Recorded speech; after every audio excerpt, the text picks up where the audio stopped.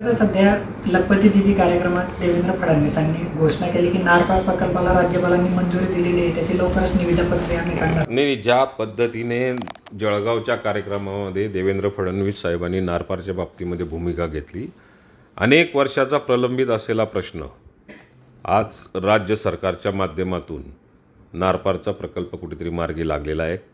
परवाच्या कॅबिनेटमधनं जळगावमधनं घोषणा केल्यानंतर रविवारी संध्याकाळी ज्या कॅबिनेटमध्ये होते त्या कॅबिनेटमध्ये त्याचा विषयसुद्धा झाली आणि पुढची प्रक्रिया करून त्याची टेंडरची प्रक्रिया लवकरात लवकर कशी पूर्ण होईल असा निर्णयसुद्धा कॅबिनेटमध्ये करण्यात आलेला आहे. त्यामुळे नारपालचा विषय हा उत्तर महाराष्ट्राच्या दृष्टिकोनातून अतिशय महत्त्वाचा होता आणि राज्य सरकारने आज तो मार्गी लावलेला आहे. आता उन्मेष पाटलांनी त्यावरून टीका केलेली आहे की केंद्रीय जल आयोगानेच हा प्रकल्प नामंजूर केलेला आहे, हे फक्त दुर्फेक चालू आहे.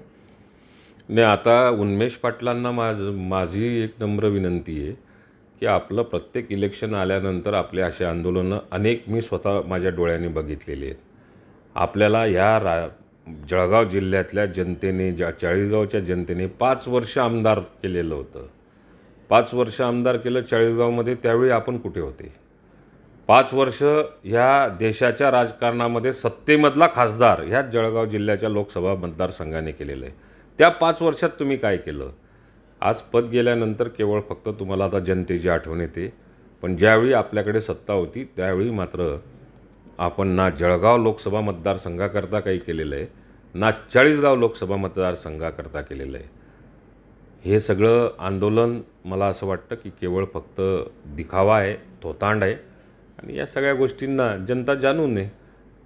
दादा, त्यांनी अजितदादांवर टीका करताना असंही म्हटलं की घोटाळेबाजांचा सरकार आहे आणि अलिबाबा 40 चोरांची टोळी आहे, निव्वळ जनतेची दिशाभूल करण्याचा हा प्रयत्न आहे नारपार संदर्भात. नाही, ही त्यांना आता दुर्बुद्धी सुचते.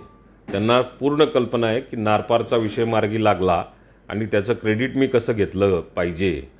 ज्यावेळी ह्या सगळ्या गोष्टींचा सर्वे केला गेला आणि येणाऱ्या कॅबिनेटमध्ये हा विषय मान्यतेसाठी जाऊ शकतो, त्याच्या आधीच ते कुठल्या तरी डबक्यामध्ये पाण्यामध्ये जाऊन बसले 4 शेतकऱ्यांना घेऊन आणि फक्त शो केला.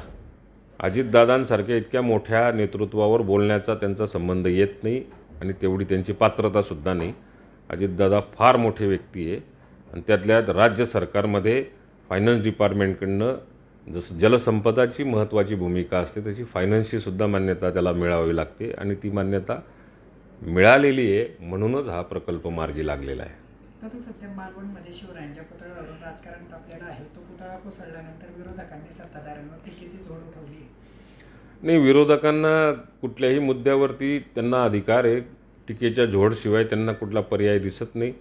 पण मी जे काही माध्यमांमधनं बघितलं त्यात चव्हाणसाहेब स्वतः, रवींद्र चव्हाणसाहेब स्वतः त्या ठिकाणी जाऊन या सगळ्या घटनेवरती नजर ठेवून आहेत.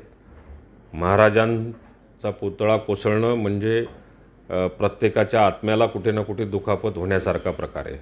त्यामुळे महाराजांच्या बाबतीमध्ये ह्या पृथ्वीवरती कोणीही असला तरी त्या गोष्टीचं ती गोष्ट जी असेल ती गांभीर्यानेच घेतो आणि जी काही आता पुढचे स्टेप उचलायचे असतात त्या स्वतः रवींद्र चव्हाण साहेब स्वतः जातीने लक्ष देऊन त्यामध्ये योग्य ती पावलं उचलत आहेत.